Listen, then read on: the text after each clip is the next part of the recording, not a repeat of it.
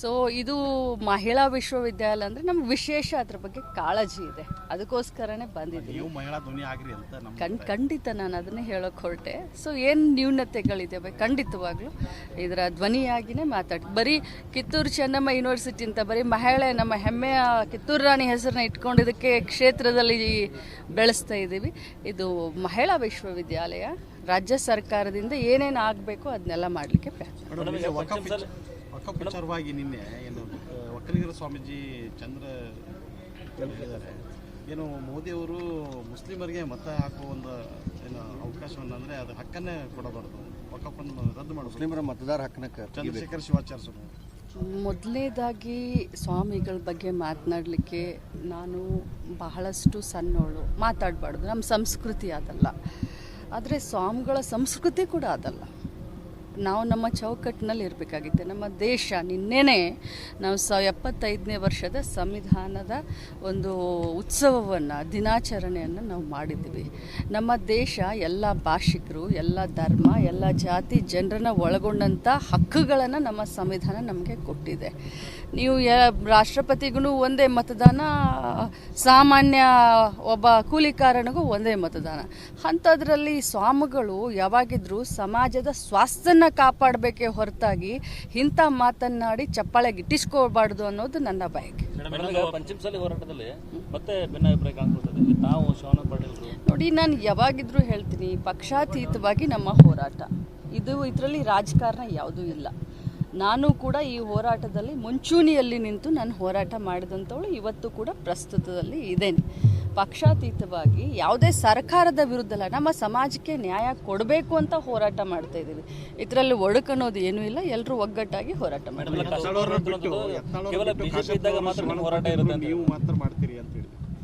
BJP ಇದ್ದಾಗ ನಿಮ್ಮ ಹೋರಾಟ ಇತ್ತು, ಬಟ್ ಈಗ ಅಷ್ಟು ಇಲ್ಲ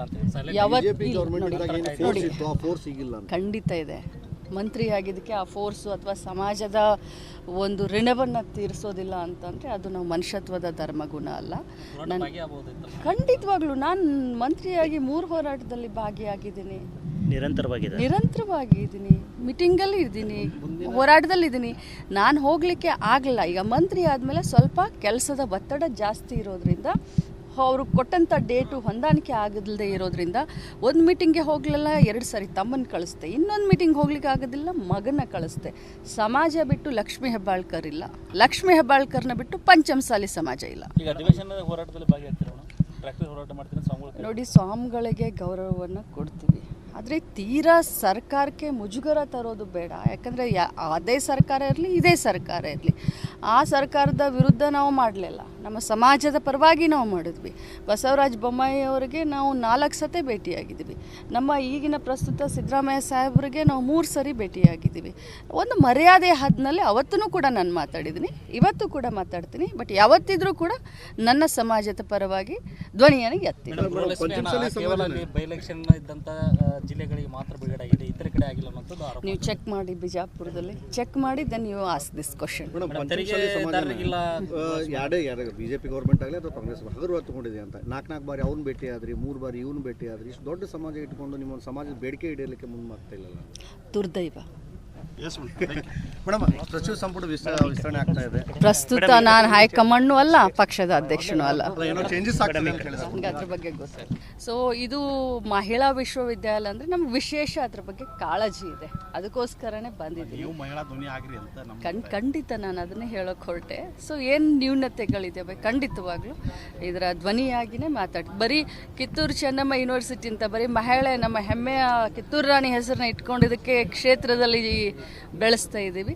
ಇದು ಮಹಿಳಾ ವಿಶ್ವವಿದ್ಯಾಲಯ, ರಾಜ್ಯ ಸರ್ಕಾರದಿಂದ ಏನೇನು ಆಗಬೇಕು ಅದನ್ನೆಲ್ಲ ಮಾಡಲಿಕ್ಕೆ ವಕಫ್ ವಿಚಾರವಾಗಿ ನಿನ್ನೆ ಏನು ಒಕ್ಕಲಿಗರ ಸ್ವಾಮೀಜಿ ಚಂದ್ರ ಹೇಳಿದ್ದಾರೆ, ಏನು ಮೋದಿಯವರು ಮುಸ್ಲಿಮರಿಗೆ ಮತ ಹಾಕುವ ಒಂದು ಏನು ಅವಕಾಶವನ್ನು ಅಂದರೆ ಅದು ಹಕ್ಕನ್ನೇ ಕೊಡಬಾರ್ದು, ವಕಫನ್ನು ರದ್ದು ಮಾಡೋದು, ಮುಸ್ಲಿಮರ ಮತದಾರ ಹಕ್ಕನ್ನ ಚಂದ್ರಶೇಖರ್ ಶಿವಾಚಾರ್ಯ.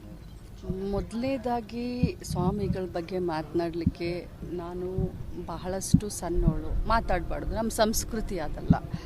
ಆದರೆ ಸ್ವಾಮಿಗಳ ಸಂಸ್ಕೃತಿ ಕೂಡ ಅದಲ್ಲ.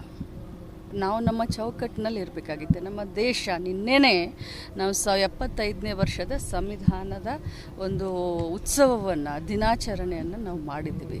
ನಮ್ಮ ದೇಶ ಎಲ್ಲ ಭಾಷಿಕರು, ಎಲ್ಲ ಧರ್ಮ, ಎಲ್ಲ ಜಾತಿ ಜನರನ್ನು ಒಳಗೊಂಡಂಥ ಹಕ್ಕುಗಳನ್ನು ನಮ್ಮ ಸಂವಿಧಾನ ನಮಗೆ ಕೊಟ್ಟಿದೆ. ನೀವು ರಾಷ್ಟ್ರಪತಿಗೂ ಒಂದೇ ಮತದಾನ, ಸಾಮಾನ್ಯ ಒಬ್ಬ ಕೂಲಿಕಾರನಿಗೂ ಒಂದೇ ಮತದಾನ. ಅಂಥದ್ರಲ್ಲಿ ಸ್ವಾಮಿಗಳು ಯಾವಾಗಿದ್ರೂ ಸಮಾಜದ ಸ್ವಾಸ್ಥ್ಯನ ಕಾಪಾಡಬೇಕೇ ಹೊರತಾಗಿ ಇಂಥ ಮಾತನ್ನಾಡಿ ಚಪ್ಪಾಳೆ ಗಿಟ್ಟಿಸ್ಕೋಬಾರ್ದು ಅನ್ನೋದು ನನ್ನ ಬಯಕೆ. ಪಂಚಮಸಾಲಿ ಹೋರಾಟದಲ್ಲಿ ಮತ್ತೆ ಭಿನ್ನಾಭಿಪ್ರಾಯ ಕಾಣ್ಕೊಳ್ತದೆ. ನಾವು ಶ್ರವಣ ಪಾಟೀಲ್ ನೋಡಿ, ನಾನು ಯಾವಾಗಿದ್ರೂ ಹೇಳ್ತೀನಿ, ಪಕ್ಷಾತೀತವಾಗಿ ನಮ್ಮ ಹೋರಾಟ ಇದು. ಇದರಲ್ಲಿ ರಾಜಕಾರಣ ಯಾವುದೂ ಇಲ್ಲ.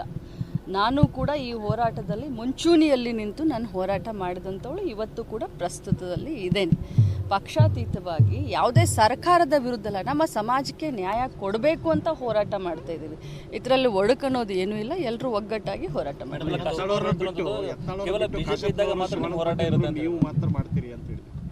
ಬಿಜೆಪಿ ಇದ್ದಾಗ ನಿಮ್ಮ ಹೋರಾಟ ಇತ್ತು, ಬಟ್ ಈಗ ಅಷ್ಟು ಇಲ್ಲ ಅಂತ ಖಂಡಿತ ಇದೆ.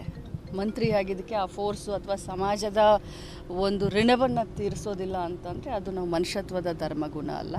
ನಾನು ಖಂಡಿತವಾಗ್ಲೂ ನಾನು ಮಂತ್ರಿಯಾಗಿ 3 ಹೋರಾಟದಲ್ಲಿ ಭಾಗಿಯಾಗಿದ್ದೀನಿ, ನಿರಂತರವಾಗಿದ್ದೀನಿ, ಮೀಟಿಂಗಲ್ಲಿ ಇದ್ದೀನಿ, ಹೋರಾಟದಲ್ಲಿದ್ದೀನಿ.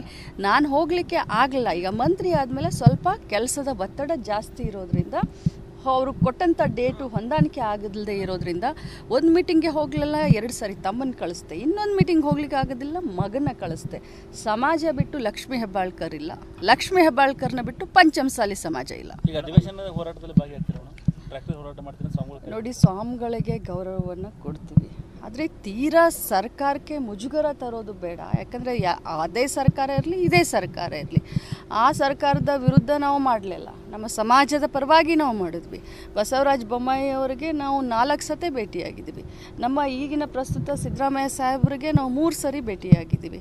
ಒಂದು ಮರ್ಯಾದೆ ಹದ್ನಲ್ಲಿ ಅವತ್ತೂ ಕೂಡ ನಾನು ಮಾತಾಡಿದ್ದೀನಿ, ಇವತ್ತು ಕೂಡ ಮಾತಾಡ್ತೀನಿ. ಬಟ್ ಯಾವತ್ತಿದ್ರೂ ಕೂಡ ನನ್ನ ಸಮಾಜದ ಪರವಾಗಿ ಧ್ವನಿಯನ್ನು ಎತ್ತಿ.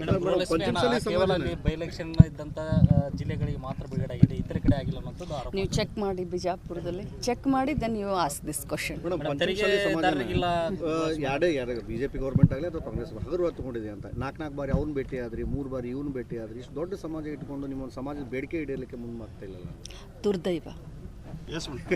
ಮೇಡಮ್, ಸಚಿವ ಸಂಪುಟ ವಿಸ್ತರಣೆ ಆಗ್ತಾ ಇದೆ. ಪ್ರಸ್ತುತ ನಾನು ಹೈಕಮಾಂಡ್ನೂ ಅಲ್ಲ, ಪಕ್ಷದ ಅಧ್ಯಕ್ಷನೂ ಅಲ್ಲ, ಏನೋ ಚೇಂಜಸ್ ಆಗ್ತದೆ ಅಂತ ಹೇಳಿದ್ರು. ನನಗೆ ಅದ್ರ ಬಗ್ಗೆ ಗೊತ್ತಿಲ್ಲ. ಸೊ ಇದು ಮಹಿಳಾ ವಿಶ್ವವಿದ್ಯಾಲಯ ಅಂದರೆ ನಮ್ಗೆ ವಿಶೇಷ ಅದ್ರ ಬಗ್ಗೆ ಕಾಳಜಿ ಇದೆ, ಅದಕ್ಕೋಸ್ಕರನೇ ಬಂದಿದ್ದೀನಿ. ಖಂಡಿತ ನಾನು ಅದನ್ನೇ ಹೇಳೋಕೆ ಹೊರಟೆ.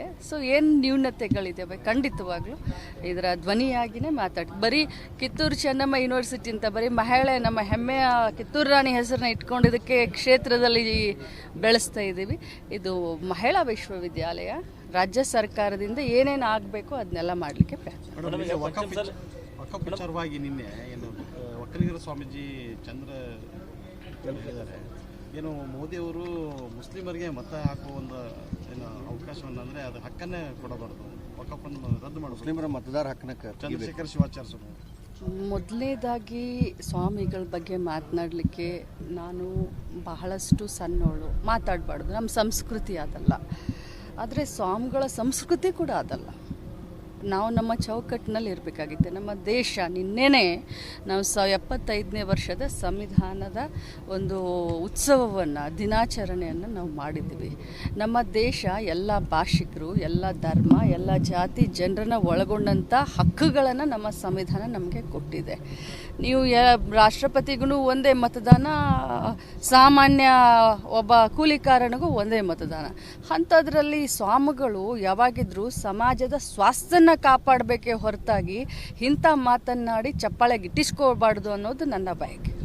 ಪಂಚಮಸಾಲಿ ಹೋರಾಟದಲ್ಲಿ ಮತ್ತೆ ಭಿನ್ನಾಭಿಪ್ರಾಯ ಕಾಣ್ಕೊಳ್ತದೆ. ನಾವು ಶ್ರವಣ ಪಾಟೀಲ್ ನೋಡಿ, ನಾನು ಯಾವಾಗಿದ್ರೂ ಹೇಳ್ತೀನಿ, ಪಕ್ಷಾತೀತವಾಗಿ ನಮ್ಮ ಹೋರಾಟ ಇದು. ಇದರಲ್ಲಿ ರಾಜಕಾರಣ ಯಾವುದೂ ಇಲ್ಲ.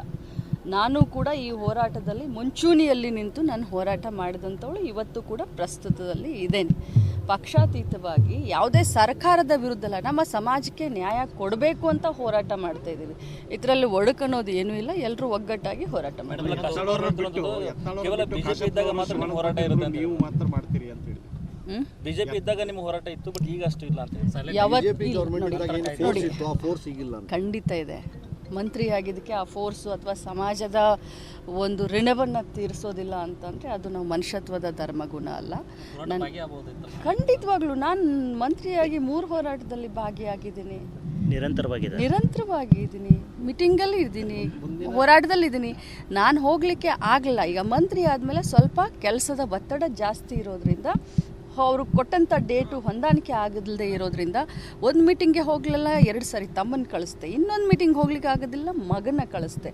ಸಮಾಜ ಬಿಟ್ಟು ಲಕ್ಷ್ಮೀ ಹೆಬ್ಬಾಳ್ಕರ್ ಇಲ್ಲ, ಲಕ್ಷ್ಮೀ ಹೆಬ್ಬಾಳ್ಕರ್ನ ಬಿಟ್ಟು ಪಂಚಮಸಾಲಿ ಸಮಾಜ ಇಲ್ಲ. ಈಗ ಅಧಿವೇಶನದ ಹೋರಾಟದಲ್ಲಿ ಭಾಗಿಯಾಗ್ತೀರ, ಟ್ರ್ಯಾಕ್ಟರ್ ಹೋರಾಟ ಮಾಡ್ತೀನಿ ಸ್ವಾಮಿಗಳು. ನೋಡಿ, ಸ್ವಾಮಿಗಳಿಗೆ ಗೌರವವನ್ನು ಕೊಡ್ತೀವಿ, ಆದರೆ ತೀರಾ ಸರ್ಕಾರಕ್ಕೆ ಮುಜುಗರ ತರೋದು ಬೇಡ. ಯಾಕಂದರೆ ಅದೇ ಸರ್ಕಾರ ಇರಲಿ, ಇದೇ ಸರ್ಕಾರ ಇರಲಿ, ಆ ಸರ್ಕಾರದ ವಿರುದ್ಧ ನಾವು ಮಾಡಲಿಲ್ಲ, ನಮ್ಮ ಸಮಾಜದ ಪರವಾಗಿ ನಾವು ಮಾಡಿದ್ವಿ. ಬಸವರಾಜ ಬೊಮ್ಮಾಯಿ ಅವರಿಗೆ ನಾವು 4 ಸತಿ ಭೇಟಿಯಾಗಿದ್ದೀವಿ. ನಮ್ಮ ಈಗಿನ ಪ್ರಸ್ತುತ ಸಿದ್ದರಾಮಯ್ಯ ಸಾಹೇಬರಿಗೆ ನಾವು 3 ಸರಿ ಭೇಟಿಯಾಗಿದ್ದೀವಿ. ಒಂದು ಮರ್ಯಾದೆ ಹದ್ನಲ್ಲಿ ಅವತ್ತೂ ಕೂಡ ನಾನು ಮಾತಾಡಿದ್ದೀನಿ, ಇವತ್ತು ಕೂಡ ಮಾತಾಡ್ತೀನಿ. ಬಟ್ ಯಾವತ್ತಿದ್ರೂ ಕೂಡ ನನ್ನ ಸಮಾಜದ ಪರವಾಗಿ ಧ್ವನಿಯನ್ನು ಎತ್ತೀನಿ. ಬೈ ಎಲೆಕ್ಷನ್ ಇದ್ದಂಥ ಜಿಲ್ಲೆಗಳಿಗೆ ಮಾತ್ರ ಬಿಡುಗಡೆ ಆಗಿದೆ, ಇತರ ಕಡೆ ಆಗಿಲ್ಲ ಅನ್ನೋದು ಆರೋಪ. ನೀವು ಚೆಕ್ ಮಾಡಿ, ಬಿಜಾಪುರದಲ್ಲಿ ಚೆಕ್ ಮಾಡಿ, then you ask this question. ಯಾರೇ ಬಿಜೆಪಿ ಗೌರ್ಮೆಂಟ್ ಆಗಲಿ ಅಥವಾ ಕಾಂಗ್ರೆಸ್ ಹಗುರವಾಗಿ ತಗೊಂಡಿದೆ ಅಂತ 4 ಬಾರಿ ಅವ್ನು ಭೇಟಿ ಆದ್ರಿ, 3 ಬಾರಿ ಇವನು ಭೇಟಿ ಆದ್ರಿ. ಇಷ್ಟು ದೊಡ್ಡ ಸಮಾಜ ಇಟ್ಕೊಂಡು ನಿಮ್ಮ ಸಮಾಜದ ಬೇಡಿಕೆ ಈಡೇರಲಿಕ್ಕೆ ಮುಂದಾಗ್ತಾ ಇಲ್ಲ. ದುರ್ದೈವ. ಮೇಡಮ್, ಸಚಿವ ಸಂಪುಟ ವಿಸ್ತರಣೆ ಆಗ್ತಾ ಇದೆ. ಪ್ರಸ್ತುತ ನಾನು ಹೈಕಮಾಂಡ್ನೂ ಅಲ್ಲ, ಪಕ್ಷದ ಅಧ್ಯಕ್ಷನೂ ಅಲ್ಲ, ಏನೋ ಚೇಂಜಸ್ ಆಗ್ತದೆ ಅಂತ ನನಗೆ ಅದ್ರ ಬಗ್ಗೆ ಗೊತ್ತಿಲ್ಲ.